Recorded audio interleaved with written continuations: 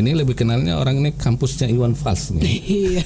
Itu lebih masalah. Nggak banyak kali aturan. Waktu itu saya tuh punya cita-cita setidaknya jadi polisi atau tentara, Bang. Cuman diketawain. Luar biasa. Itu cita-citanya itu, Bang. Orang. Alhamdulillah nggak lulus, Bang.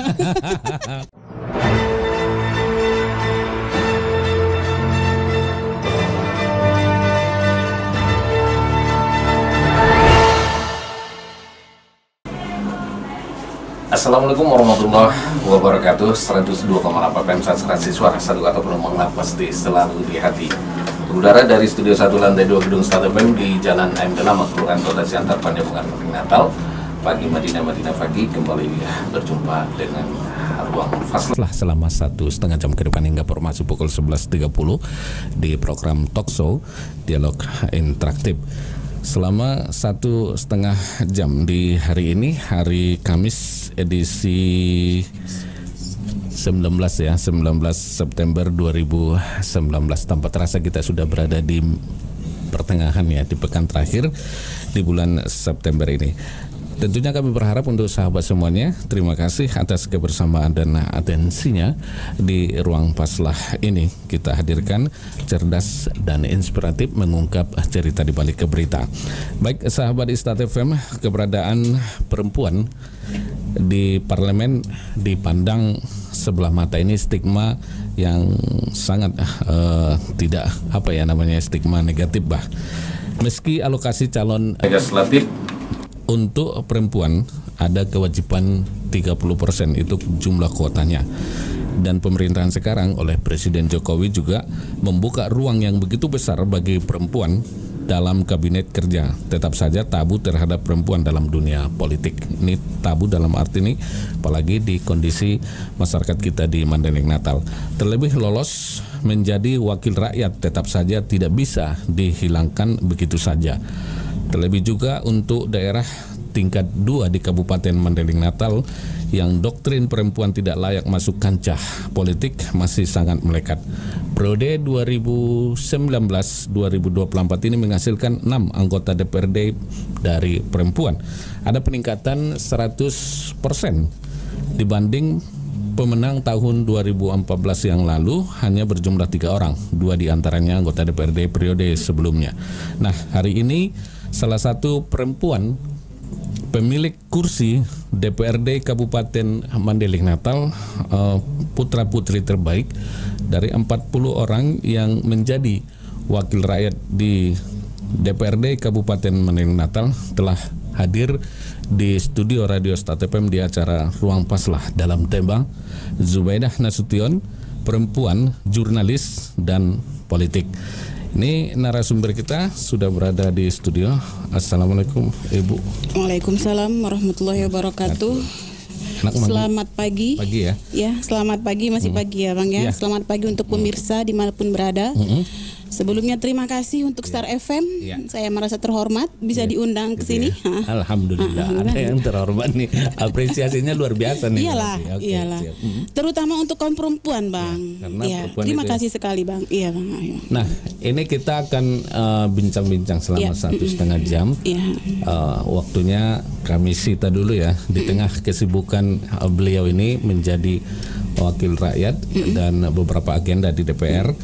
Kita coba untuk terus berdialog dan mengungkap sisi-sisi apa yang sebenarnya yang memotivasi, apa sebenarnya yang menjadi tujuan terkait dengan dunia politik ini. Karena tidak semua orang bisa melampaui ini kan, memasuki ruang ini. Nah, dulu ya, sekolahnya di Institut Sosial dan Ilmu Politik Kampus Tercinta Jakarta. Ini lebih kenalnya orang ini kampusnya Iwan Fals nih.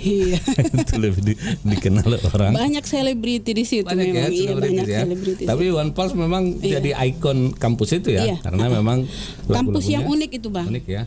Kita ke kampus boleh pakai sendal jepit. Boleh ya? Iya. Nggak jadi masalah. Nggak banyak kali aturan. Nggak banyak aturan itu. Aturan formalnya nggak ada ya? Iya, aturan formalnya nggak ada. Yang penting ilmunya dong ya. Iya. Oke. Nah, waktu itu pada tahun 1993 kalau nggak salah ya, itu terakhirnya rasanya tahun itu orang lebih tertarik menjadi masa-masa itu kan orang tertariknya tuh menjadi dokter, Iya. guru, Iya. kemudian apa namanya tuh, notaris gitu Iya, kan? iya benar. Atau pengabdiannya tuh kan? Iya. Jarang sekali seorang perempuan apa namanya, ada minat untuk sekolah di ilmu sosial, ilmu politik. Iya.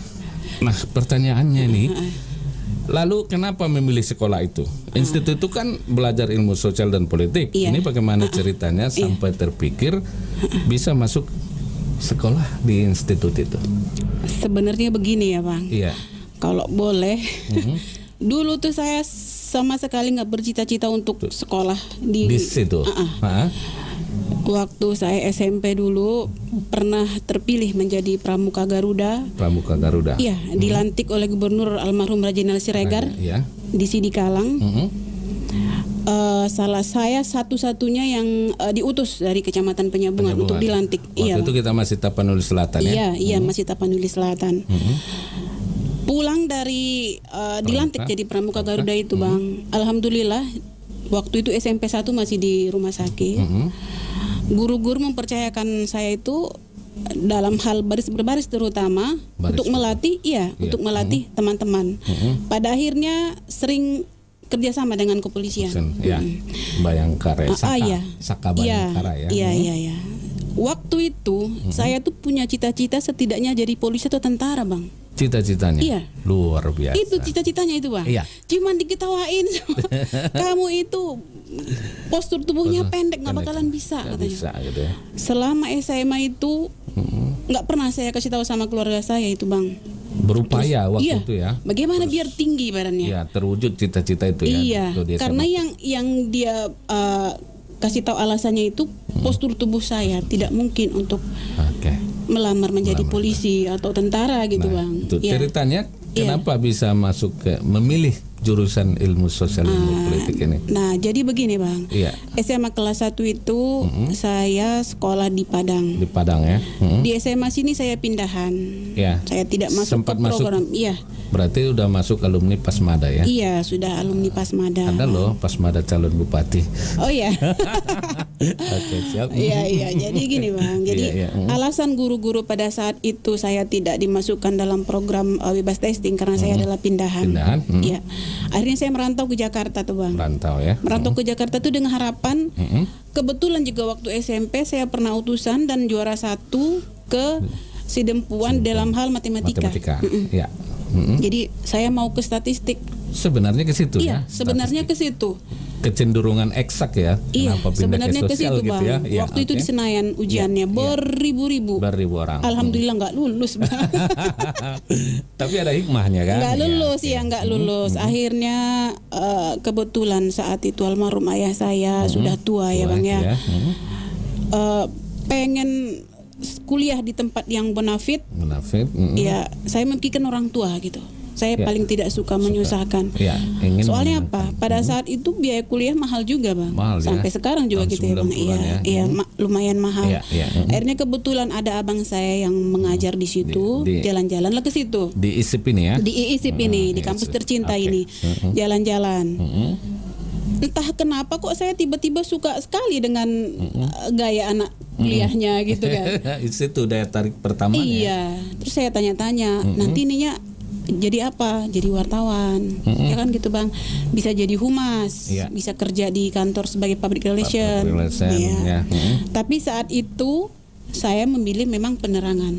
Jurusannya penerangan. Saya sebenarnya. Iya, jurusannya kalau penerangan. Kalau sekarang ini apa nih? Kecenderungannya untuk humas gitu ya, penerangan bukan? Penerangan itu bisa masuk ke humas bisa juga ke jurnal sih Bang. Cuman nggak secara spesifik dia dipelajari. Fakultasnya tetap komunikasi ya. Fakultasnya tetap komunikasi dengan 3 jurusan itu gitu Bang. Sebenarnya cuman begitu aja Bang. Alhamdulillah pas udah di dalam, abang saya itu berpesan, "Dah, kamu kuliah aja di sini setahun, nanti pindah." Tapi tetap sudah jatuh hati. Iya. Jatuh hatinya pada kondisi ya. Iya. Pada kondisi sistem perkuliahan di situ ya. Artinya yang tadi ya. Iya, terus di situ kan kita ada kakak-kakak kelas itu tidak hanya teori-teori aja Bang. Diajak kadang, ayo kita meliput, belajar meliput gitu. Jurnalis, Jadi itu Bang. Jadi ada rasa kekeluargaan yang Iya. cukup tinggi. Kebetulan di situ juga dulu banyak orang kita. Oke. Nah, setelah jadi begitu, kemudian lanjut. Iya. Tanggapan orang tua pada masa itu gimana? Terlebih ibu? Ya, Didukung saudara-saudara atau saya, bagaimana? Iya. kalau orang tua saya cenderung begini, bagaimana keinginan kita. Keinginan kita ya. Yang menyuruh saya pindah dari situ abang-abang saya. Justru Iya. abang ya? Iya. Coba kamu pindah ke, sekarang kan lagi musim jurusan komputer katanya. Komputer, iya. Kalau ke kedokteran memang nggak pernah terpikir sama saya mau sekali. jadi dokter, Iya. mau jadi guru juga, karena nggak terpikir sama sekali ke situ. Sama sekali. Nah, Jadi cuman, ini kayak kok justru ke ilmu komputer ya waktu iya, itu kalau disuruh, ngetren tapi waktu tetap itu ya. saya nggak. Nggak Udahlah mau bang, lagi. ini aja. Sudah terlanjur. Iya, sudah ini aja bang, diteruskan gitu. Kata orang Lenteng Agung kadung ya. Di Lenteng Agung ya. Udah apanya ya? Bismillah di situ ya, udah ini Bismillah aja lah, gitu. Iya, oke. Kadung dia sudah melihat situasi kampusnya Iya. yang sangat apa sekali ya, elegan apa dan segala Iya. macam. Nah, kemudian setelah itu kita sih dapat informasi bahwa Iya.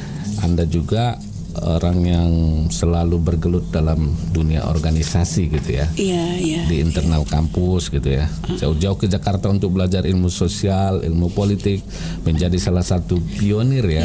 Ada waktu itu IMA ya, Ikatan Mahasiswa Ikatan Mahasiswa Tapanuli Tabaksel ya, Selatan. Iya. Jakarta ya. Iya. Dan pernah juga tercebur di dunia jurnalis itu dia. Lalu seperti apa kisahnya dan apa saja yang diperoleh selama menjadi jurnalis itu?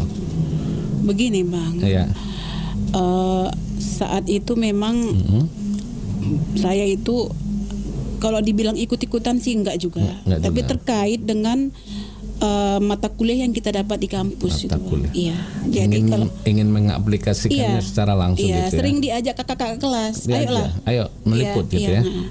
Bukan Tapi, mengejar itu ya, enggak. Iya, waktu itu pernah satu semester saya tidak aktif kuliah. Saya kursus menyiar. Oh ya, broadcast ya. Pernah kursus menyiar. Bisa nih jadi apa pernah itu nih? kursus menyiar. Jadi mentor lah ini nanti Iya. bisa di sini kan. Bagaimana cara Jadi menyiar yang baik. begini Ya, bang, waktu itu ada penyesalan dalam diri saya bang, kurang sungguh-sungguh gitu loh bang. Kenapa kurang sungguh-sungguh? Iya. Tahun 96 mulai bergejolak itu teman-teman tuh ya bang. 96 ya. Iya, mulai. Bergejolak apa nih maksudnya? Ini misalnya ada permasalahan di dalam pemerintahan. Oh iya. Abang tahu sendiri mahasiswa kan idealismenya Idealisme tinggi luar biasa. sekali. Iya, oke. Iya kan bang. Jadi di awal-awal reformasi nih berarti. Iya, tahun itulah, 96 ya. Bang. Oke. Kuliah saya terbengkalai. Kenapa terbengkalai? Diajak pergi demon ke sana, demon ke sini. Iya bang. Itu kapasitas waktu itu sebagai mahasiswa dari organisasi IMA Tabaksel itu diajak. Enggak. Perorangan, di luar, personal, perorangan, di luar ya. personal. Tapi ada teman-teman Dari- kampus, dari mereka itu, fakultasnya ya. saya kan suka kongko-kongko kadang dengan Kongko, iya, teman-teman. iya. Deh ini begini gitulah ya. Nggak usah lah kita ada salah satu tokoh yang Iya. pada saat itu di apa maksudnya pada saat Orde Baru, penguasa Orde Baru itu di penjara Di gitu lah penjara, ya. ya. Iya. Artinya waktu itu yang ditangkap. Kita anggap itu tidak bersalah gitu Tidak loh pada bersalah. saat itu. Kita anggap itu dia mau memperjuangkan demokrasi gitu ya. ya. Setiap ada persidangannya saya ikuti itu bang. Iya. Boleh tahu siapa tokohnya waktu itu? Sri Bintang Pamungkas. Sri Bintang Pamungkas. Iya, oke. Sri Bintang Pamungkas ya. Oke. Iya. Terus? Sampai akhirnya bebas. Datanglah zaman-zaman reformasi juga, ya kan bang ya. Oke. Ikut-ikutanlah masalah itu. Ikutan ya. Iya, Akhirnya terbengkalai lah kuliah bang. terbengkalai ya selama ini ya. Tapi nggak Lama apa-apa. lulusnya jadinya bang. Ini tapi lamanya nggak sampai di DO gitu Iya, kan. enggak. Jadi masih bisa Enggak, tetap enggak. menyandang gelar sarjana. Enggak, banyak komunikasi itu dosen yang heran. Heran ya. Karena baru-baru kuliah itu ada malah dosen yang bilang begini sama saya, Jubeda, kau tuh makan apa di rumah? Makan batu? Kenapa pak? Bukan mau muji diri, pada saat baru-baru kuliah, IP saya lumayan. Di atas 3 ya. Iya, selalu di atas Di atas 3. 3 ya. Dan teman-teman tuh kadang nilainya jauh Jauh di ya. bawah saya. Oh, ya, oke. Tapi setelah yang itulah terbagilah pikiran. Oh, Iya. langsung kan apa dia? Iya. Ngedrop atau stagnan? Ngedrop ya? Ngedrop Ke bawah lah ya? Bang ya. Oke. Mungkin karena belum dewasa saya, sekali. masih Masih- terpengaruh. Masih ada labil-labilnya gitu ya? Iya, iya. Oke, saya ke ini dulu lagi nih. Di organisasi IMAT Tabaksel itu apa yang didapat di situ waktu itu? Bagaimana sebenarnya di situ berorganisasi atau kegiatan-kegiatan apa saja? Kalau kegiatan sih Waktu di IMAT Tabaksel. kegiatan sih sebenarnya nggak begitu ini Bang, cuman forum silaturahmi. Forum silaturahmi Iya. paling utama. Itu Kadang semua kita masyarakat. berkunjung. Apa ya namanya? Itu mahasiswa yang berasal dari Tapanuli Iya, Selatan. Tapanuli Selatan. Cuman saat itu sayangnya Jakarta kan luas Bang. Jakarta luas. Kita hanya bisa mengumpulkan sebagian dari mahasiswa yang tinggal di Jakarta Selatan. Karena kita di Jakarta Selatan, iya. Boleh tahu siapa orang-orangnya? 3 aja. Pertama Muhammad Lutfan. Oh, Lutfan. Adiknya, Motor juga, adiknya ya? Abang. Yang wartawan. Oh iya, Adek. Itu teman akrab saya di kampus, Oh iya, Bang. ada Saparudin Iya. ya. Iya, ada Aan Handayani, ada Hasanul Arifin pada masa itu juga ikut. Budi Tanjung nggak? Ikut juga. Budi Iya. Tanjung Itu senior itu sekarang ya. udah hebat dia. CNN dia ya. Iya. CNN Indonesia. Ada Budi Hates ya. Iya, Ada kita juga. kadang berkunjung ke IMAT Tapsel Bogor. Bogor ya. Iya. Situ. Cuman ajang silaturahmi untuk Silaturahmi. mempererat. Iya, Untuk iya, mempererat gitu. dan juga untuk lebih memotivasi ya. Iya. Agar cepat gitu ya. Baik, sahabat Istad FM dimanapun Anda berada, kami masih mengajak Anda untuk dapat berpartisipasi di sini. Layanan telepon kita buka nanti di 0812 8888 1026. Itu nomor telepon kita. Nomor WA dan nomor SMS-nya di 081291721177.